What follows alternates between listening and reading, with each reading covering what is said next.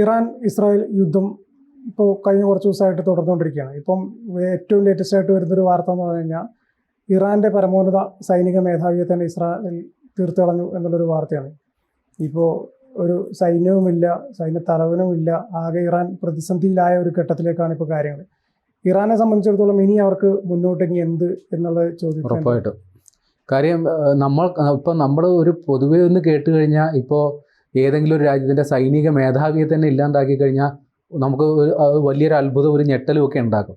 പക്ഷേ ഇസ്രായേലിൻ്റെ ഈ ഒരു നടപടിയിൽ നമുക്കിപ്പോൾ ഒരു ഞെട്ടലില്ലാത്തൊരവസ്ഥയിൽ വന്നിട്ടുണ്ട്. കാര്യം ഇത് ഒറ്റപ്പെട്ട സംഭവമല്ല അവിടെ നടക്കുന്നത്. നേരത്തെ തന്നെ കുറേ അധികം, അതായത് സൈന്യവുമായി ബന്ധപ്പെട്ട ഉന്നത നേതൃസ്ഥാനത്തുള്ള പലരെയും ഇസ്രായേൽ തെരഞ്ഞു പിടിച്ച് വധിച്ചിരുന്നു. അതുമാത്രമല്ല, കുറച്ച് ആണവ ബോംബുണ്ടാക്കുന്നതിൻ്റെ പേരിലാണല്ലോ ഈ യുദ്ധം മുഴുവൻ നടക്കുന്നത്.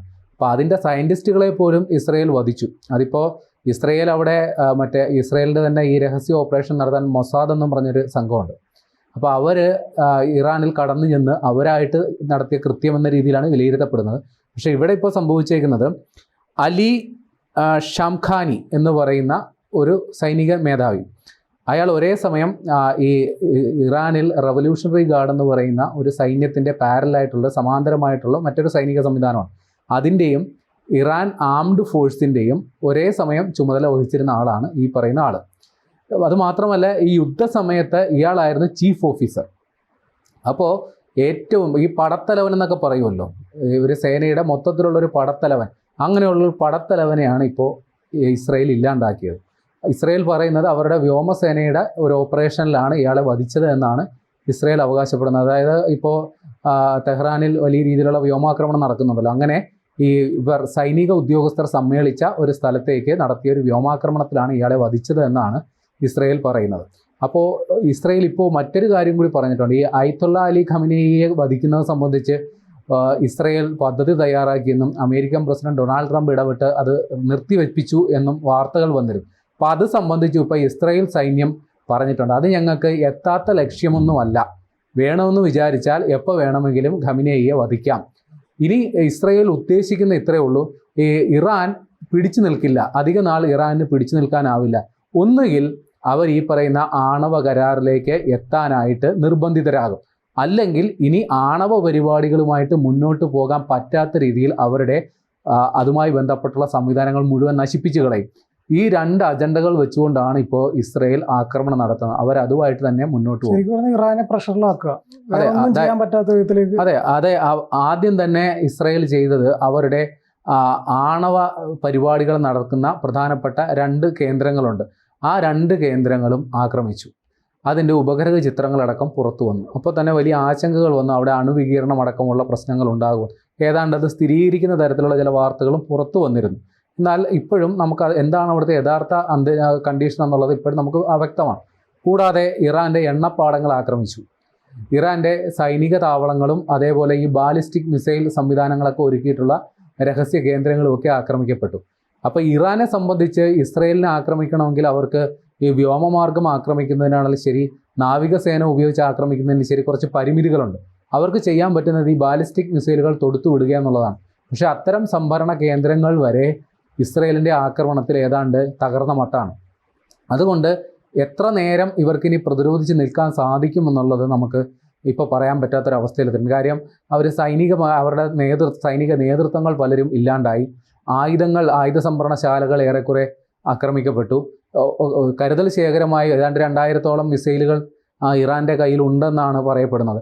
അതിൽ കുറേയൊക്കെ അവർ ഇസ്രായേലിന് നേരെ പ്രയോഗിച്ചും കഴിഞ്ഞു. ഇനി അവശേഷിക്കുന്ന എത്ര എണ്ണം ഉപയോഗിക്കാൻ പറ്റും എന്നുള്ള കാര്യത്തിലും വ്യക്തതയില്ല. ഏതായാലും ഇറാനെ സംബന്ധിച്ച് ഇനി ഒരു സമാധാന ചർച്ചയിലേക്ക് എത്താൻ നിർബന്ധിതമാകുന്ന ഒരു അവസ്ഥയിലേക്ക് കാര്യങ്ങൾ പോയിട്ടുണ്ട്. അവരെ സൂചന തന്നെയല്ലേ സൗദിയായിട്ടും അമേരിക്കയായിട്ട് സംസാരിക്കണം. അതായത് ഇപ്പോൾ ഈ അയത്തുള്ള ഖമനേയിയെ വധിക്കുന്ന തരത്തിലുള്ളൊരു നിലപാടിലേക്ക് ഇസ്രായേൽ പോയാൽ അത് ഈ മുസ്ലിം രാഷ്ട്രങ്ങളുടെ ഏകീകരണത്തിന് സാധ്യതയുണ്ട്. ഇതിൻ്റെ ഒരു വൈകാരികമായൊരു തലം ഉണ്ടാകുമല്ലോ. അതുകൊണ്ടായിരിക്കണം ഡൊണാൾഡ് ട്രംപ് ഇടപെട്ട് ആ പദ്ധതി നിർത്തിവെക്കാൻ പറഞ്ഞത്. പക്ഷേ അവരെ സംബന്ധിച്ച് ഇപ്പോൾ ഇറാനെ സംബന്ധിച്ചൊരു നിലനിൽപ്പിൻ്റെ പ്രശ്നമാണ്. അവർക്ക് ഇനി അടുത്തുള്ള ദിവസങ്ങൾ ഏതാണ്ട് 5 ദിവസം ആയി ഏറ്റുമുട്ടൽ തുടങ്ങിയിട്ട് ഇനിയുള്ളൊരു ദിവസങ്ങൾ അതിജീവിക്കുക വളരെ ദുഷ്കരമാണ്.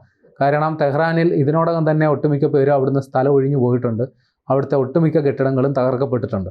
അപ്പോൾ അവരെ സംബന്ധിച്ച് ഇനി അതിജീവിക്കുക വലിയ പാടാണ്. അതുകൊണ്ട് തന്നെ എത്രയും പെട്ടെന്നൊരു വെടിനിർത്തൽ കരാറിലേക്ക് എത്തുക എന്നുള്ളതാണ് ഇറാൻ്റെ ഇപ്പോഴത്തെ ഒരു അജണ്ട എന്ന് പറയുന്നത്. അതിന് വേണ്ടിയിട്ടാണ് അവർ ഈ സൗദി അറേബ്യനെയും ഒമാനെ അടക്കമുള്ള രാജ്യങ്ങളെയൊക്കെ സമീപിച്ചിട്ട് ട്രംപിനോട് പറയണം, അതായത് നെതന്യാഹുവിനെ ഒന്ന് പറഞ്ഞ് സമാധാനിപ്പിക്കണം, ഇതുമായിട്ട് വെടിനിർത്തൽ കരാറിലേക്ക് എത്തണമെന്നുള്ളത്. പക്ഷേ നെതന്യാഹു ഇപ്പോൾ എടുത്തിരിക്കുന്ന നിലപാട് എന്താ വെച്ചാൽ ഈ പറയുന്ന ഇറാനെ ഈ ആണവ പരിപാടികൾ നിർത്തിവെപ്പിക്കുക എന്നുള്ള ലക്ഷ്യം നേടുന്നത് വരെ ഈ പറയുന്ന സൈനിക നടപടികൾ തുടരും എന്ന നിലപാടാണ് നെതന്യാഹു എടുത്തേക്കുന്നത്. ഒരു 60 ദിവസം സമയമാണ് ഇറാന് നേരത്തെ കൊടുത്തിരുന്നത്, അതായത് ഈ ആണവ പദ്ധതി കരാറുമായി അതിൽ ഒപ്പിടുന്നതിന് വേണ്ടിയിട്ട്. പക്ഷേ ഇറാൻ ഈ ആക്രമണങ്ങളൊക്കെ, ഇസ്രായേൽ ആക്രമണം തുടങ്ങിയ പശ്ചാത്തലത്തിൽ കഴിഞ്ഞ 15-ാം തീയതി ആയിരുന്നു ഒരു ചർച്ച നടക്കേണ്ടത്. ആ ചർച്ചയിൽ നിന്ന് പിൻവാങ്ങിയിരുന്നു. അപ്പോൾ ഇനിയിപ്പോൾ ഇറാന് ഇങ്ങോട്ട് സന്നദ്ധത വെക്കുക എന്നല്ലാണ്ട് വേറെ നിർവാഹമില്ല. ഒമാൻ്റെ മധ്യസ്ഥതയിൽ നേരത്തെ തന്നെ ഈ അമേരിക്കയും ഇറാനുമായിട്ടുള്ള സന്ധി സംഭാഷണങ്ങൾ നടന്നിരുന്നു. ഒരു പക്ഷേ ഒമാൻ തന്നെ മുൻകൈ എടുത്തിട്ട് ഒരു സന്ധി സംഭാഷണങ്ങൾക്ക് സാധ്യതയുണ്ട്. അതിന് സമാന്തരമായി തന്നെ ഇപ്പോൾ G7 ഉച്ചകോടിയൊക്കെ നടക്കുന്നുണ്ട്. അവിടെയും ഈ G7 രാജ്യങ്ങൾ അമേരിക്കയുടെ മേൽ സമ്മർദ്ദം ചെലുത്തുന്നുണ്ട്. ഇവിടെ ഇത്തരത്തിലൊരു സമാധാന അന്തരീക്ഷം ഉണ്ടാകണമെന്ന് തരത്തിൽ. കാര്യം എന്താ വെച്ചാൽ ഈ G7 രാജ്യങ്ങളെല്ലാം തന്നെ പരോക്ഷമായോ പ്രത്യക്ഷമായോ ഇസ്രായേലിനെ പിന്തുണയ്ക്കുന്ന രാജ്യങ്ങളാണ്. പക്ഷേ അവിടെ സാധാരണക്കാർ കൊല്ലപ്പെടുന്ന ഒരു സാഹചര്യത്തിൽ ഇത്തരം രാജ്യങ്ങൾക്ക് വെറുതെ കാഴ്ചക്കാരായിട്ട് നിൽക്കാൻ സാധിക്കില്ല. അവർക്ക് കൃത്യമായി ഇടപെട്ടേ പറ്റൂ. അവരതുകൊണ്ട് തന്നെ ഒരു വെടിനിർത്തൽ കരാറിലേക്ക് ആദ്യം എത്തുക എന്നൊരു നിലപാടാണ് അവർ ആദ്യം വെക്കുന്നത്. അതിനുശേഷം മറ്റു കാര്യങ്ങളെക്കുറിച്ചുള്ള ചർച്ചയാവുക. ആദ്യം വേണ്ടത് അവിടെ വെടിനിർത്തലാണ്. അവിടെ സാധാരണക്കാർ കൊല്ലപ്പെടുന്ന ഒരു അന്തരീക്ഷമുണ്ട്. ആ ഒരു പ്രശ്നത്തിന് ഒരുപാട് ആൾക്കാർ മരിച്ചിട്ടില്ലേ അവിടെ? ഉറപ്പായിട്ടും. ഒടുവിൽ വന്ന റിപ്പോർട്ടുകൾ പ്രകാരം ഇറാനിൽ ഏതാണ്ട് 240ഓളം പേർ അവരുടെ മരണം ഔദ്യോഗികമായിട്ട് സ്ഥിരീകരിച്ചിട്ടുണ്ട്. അതിലേറെയും സിവിലിയന്മാരാണ്, കൂടുതലും കുട്ടികളും സ്ത്രീകളും ഒക്കെ അതിൽ ഉൾപ്പെടുന്നുണ്ട്. എന്നാൽ ഇസ്രായേലിൽ ഏതാണ്ട് 24 പേരുടെ മരണമാണ് ഇതുവരെ ഔദ്യോഗികമായിട്ട് സ്ഥിരീകരിച്ചിട്ടുള്ളത്. ഇസ്രായേലിൽ ഇതുവരെ ഏതെങ്കിലും ഒരു മുൻനിര നേതാവോ ഒരു സൈനിക മേധാവിയോ കൊല്ലപ്പെട്ടതായി വാർത്തയില്ല. എന്നാൽ ഇറാനെ സംബന്ധിച്ച് ഇപ്പോൾ നേരത്തെ പറഞ്ഞ പോലെ അലി ഷാംഖാനി എന്ന് പറയുന്നത് അവരുടെ പരമോന്നത നേതാവ് ആയത്തുള്ള ഖമനേയിയുടെ വലങ്കയാണ്. അദ്ദേഹം കൊല്ലപ്പെടുക എന്ന് പറഞ്ഞാൽ ഒരു പടത്തലവനില്ലാത്തൊരവസ്ഥയിലാണ് ഇപ്പോൾ അവിടെ നിൽക്കുന്നത്. അതിനെ കൂടാതെ ഹൊസൈൻ സലൈമാനി എന്ന് പറയുന്ന ഒരാളുണ്ട്. അതായത് അവിടുത്തെ റവല്യൂഷണറി ഗാർഡിൻ്റെ മേജർ ജനറലായിരുന്നു. അതായത് ഇസ്രായേൽ ആക്രമണം നടത്തിയാൽ അത് പ്രതിരോധിക്കും, തിരിച്ചടി നൽകുമെന്ന് ആദ്യമേ പ്രഖ്യാപിച്ച ഒരാളാണ്. അയാളെയാണ് ആദ്യമേ വധിച്ചത് ഇസ്രായേൽ. അതിനുശേഷം പിന്നീട് നടന്നത് മുഹമ്മദ് ബാഖേരി ചീഫ് ഓഫ് സ്റ്റാഫാണ്, ഇസ്രായേലിൻ്റെ ആംഡ് ഫോഴ്സിൻ്റെ ചീഫ് ഓഫ് സ്റ്റാഫാണ്. അയാളെ വധിച്ചു. പിന്നെ അമീർ അലി ഇറാൻ്റെ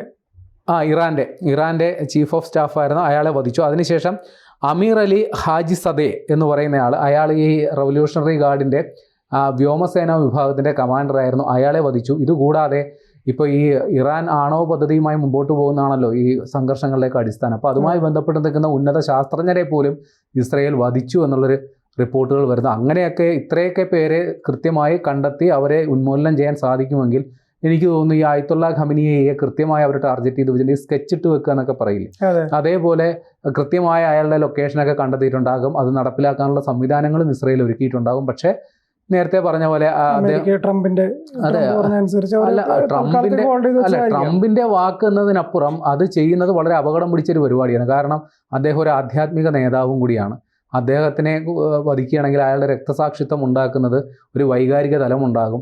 ഇറാനെ പിന്തുണയ്ക്കാൻ മറ്റ് രാജ്യങ്ങൾ എത്താനായിട്ടുള്ള ഒരു നിർബന്ധിതാവസ്ഥയുണ്ടാകും. അത് ഈ പറയുന്ന യുദ്ധം കുറേ കൂടി കലുഷിതമാകുന്നതിലേക്ക് എത്തിച്ചേരും. ഈ യുദ്ധം കുറേ കാലം കൂടി നീണ്ടു നിൽക്കുന്ന വളരെ വലിയ നാശനഷ്ടങ്ങൾ ഉണ്ടാകാൻ സാധ്യതയുള്ള ഒരു യുദ്ധമായി പരിണമിച്ചേക്കാം. അത്തരം സാധ്യതകൾ മുന്നിൽ കണ്ടായിരിക്കണം ഇപ്പോൾ അത്തരം ഒരു കടുത്ത നടപടികളിലേക്ക് പോകേണ്ടെന്ന് ഇപ്പോൾ ട്രംപ് നിർദ്ദേശിച്ചിട്ടാണെങ്കിൽ പോലും ഇസ്രായേൽ നീങ്ങാത്തത്.